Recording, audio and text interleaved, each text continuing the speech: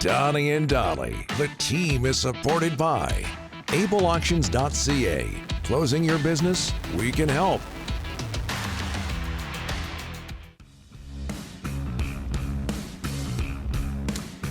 Wednesday, and all of today's guests, including Steve Mountain, Rick Tocchet's agent, standing by, brought to you by the Vancouver Canadians. This weekend, you can catch C's baseball at 1:05 p.m. Friday, Saturday, and Sunday. They just started a homestand yesterday. Don't forget, kids, get to run the bases after the game on Sunday. Get your tickets at CanadiansBaseball.com or call 604-872-5232.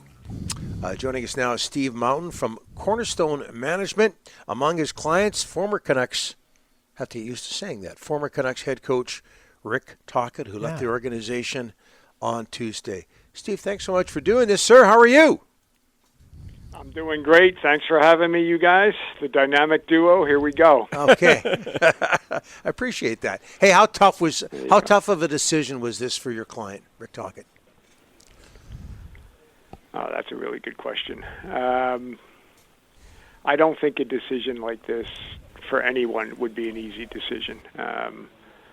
Rick's had a lot of success in Vancouver, and he's been able to work with and make a lot of great friends. And I think he is, I think when you're thinking about really moving away from something, I think that those relationships kind of make you really think twice as hard about what's the right decision. So he took a good amount of time. One thing about Rick is he's very thoughtful, and I think he analyzed it to the point. But I think in the end, he just felt this was the natural time and the natural break in the way the deal works. With the term coming to an end, that this was the natural time. If he's going to make a break, now's the time to do it. Steve, it was a tough year for Tocchet. There was just a lot of chaos, the Miller leave of absence, the Miller-Pettersson fight. How draining of a year was it, Steve, for him? Probably as draining as it is for every other coach in that league. That the head coach job in the NHL is a daunting job. I mean, there's a lot of challenges that are presented to each and every coach in that league, and Rick last year, when Rick came in and Vancouver had a terrific year, and I think within reason there was a lot of guys who maybe thrived in that situation, and I think there was a natural thought that it was going to continue to roll this year, and then things changed and some of the circumstances changed, and I think it became a difficult year emotionally. And I do think it. I think it can wear people down. I do think being in my seat, and I've been doing this for a long time. I really now, today more so than ever, appreciate how difficult it is to go through the whole NHL season. It is not a simple job. Steve, you've known Rick Tocchet as a player. You represented him. This guy's all about heart and soul. But boy, when you take the fun out of something, it's not fun anymore. Was the fun factor not there for him in Vancouver anymore, Steve? I think the fun is when, I think for competitors, for athletes, for coaches, business people that are highly competitive, I think the fun is in accepting the challenge and accomplishing the challenge. I don't think it's fun like ha-ha. So, and Rick's not that kind of guy. I mean, you're right. I go back to Rick's, I've been working with Rick since the mid-'80s. So I've known him a really long time. I know, I feel like I really have a good sense of how competitive he is. And I think that he puts everything into what he does. And I think that can be draining. And I think it's simply, I think we're at that point, or he's at that point, where I think that the combination of all the things that happened over the last couple of years kind of probably tired him out a bit. The Canucks, from what we gather, Steve, really stepped up and made a good offer. Did that surprise you? And so this wasn't about money, we're being told, Steve, because it looks like they stepped up. Did they not? They did, and I think the Canucks were terrific in this. Jim Rutherford and Patrick, these guys are first class, and they make that decision considerably harder, not just for Rick, but when Rick asks my opinion, these are good people, and this is a good organization. Francesco extended himself to Rick. There were personal meetings with Rick and the ownership. There was personal reasons with personal meetings with Patrick and Jim. I spent a lot of time with Jim on the phone, and these guys really did extend themselves. So this is, I would not, it would be unfair to suggest that Vancouver didn't make Rick feel completely wanted. That would not be fair. We're talking with Steve Mountain, Rick Tocchet's agent. Steve, how close, from what you know, are Rick Tocchet and Quinn Hughes? And did you have a take on what this latest move, means for Quinn Hughes' future in Vancouver?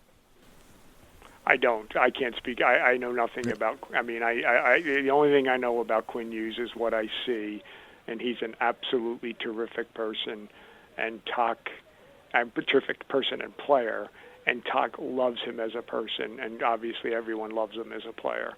So, but I don't know what this means to Quinn, because I can't think for Quinn. Do you expect Rick to be coaching in the National Hockey League next season? That's a great question. That's two great questions. And a loaded Very question. Good. That's just a good question, but Rick wants to coach. So there, as you guys know, there are many openings, and we're hoping that someone will show enough interest that we can get in front of them, and if Rick's their guy and we can make it work, then that's the intention. The intention is to be in the NHL next year as a coach, but time will tell. I believe you're in Philadelphia, and we all know Rick's connections to Philadelphia. What's the state of that franchise right now in your estimation, and would that be a fit?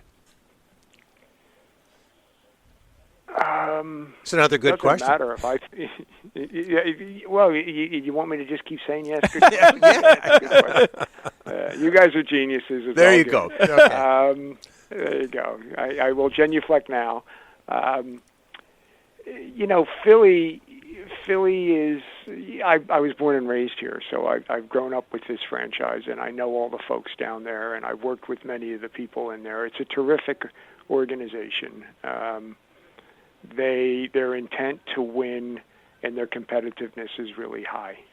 I can't speak for them. I don't know what I've had zero conversations, and Rick has had zero conversations with the Flyers or anyone from the Flyers. So we don't know the way we're thinking. We see the same speculation that you guys see and hear, and we are led to believe that Philly would have an interest. But at this point, I can't project what they will or won't do.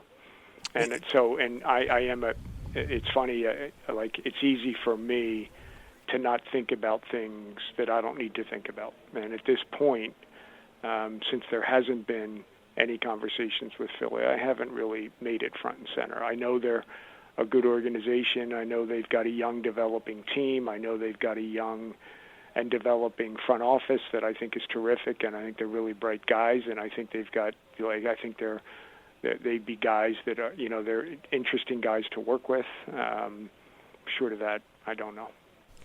Steve, you also represent a coach in Vancouver, Adam Foote. What is his future in Vancouver?